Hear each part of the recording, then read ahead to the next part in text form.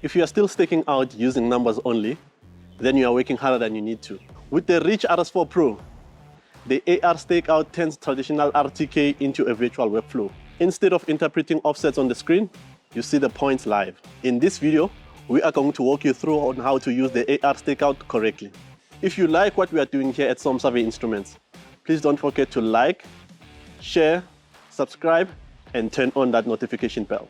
Let's jump into our controller and get started with the AR Stakeout. So I've opened up my project, loaded my points, and I did my page shift.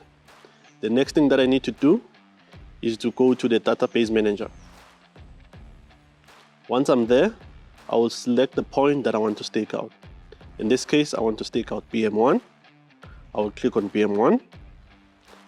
I will select the stakeout option. Click on the AR Stakeout. Allow it for a couple of minutes or seconds to enable the cameras. As I'm still far away from the point that I'm staking out, it uses the front camera. But as I walk closer to the point, it will change from the front camera to the bottom camera.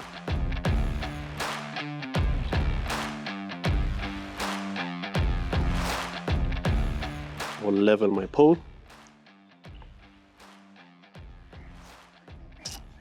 As you can see, my residuals are good. I can move to the next point.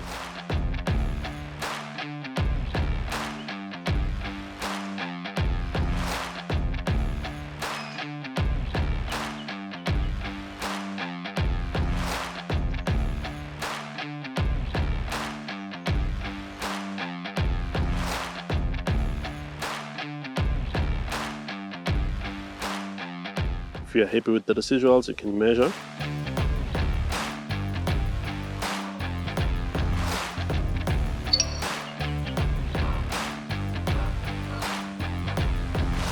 I will move to my next point.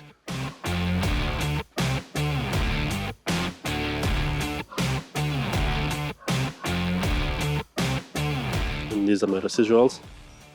I can measure.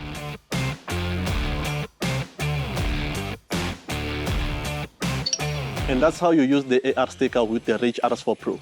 Faster positioning, clearer confirmation, and fewer corrections in the field. If you have any questions, leave a comment below and we will gladly assist.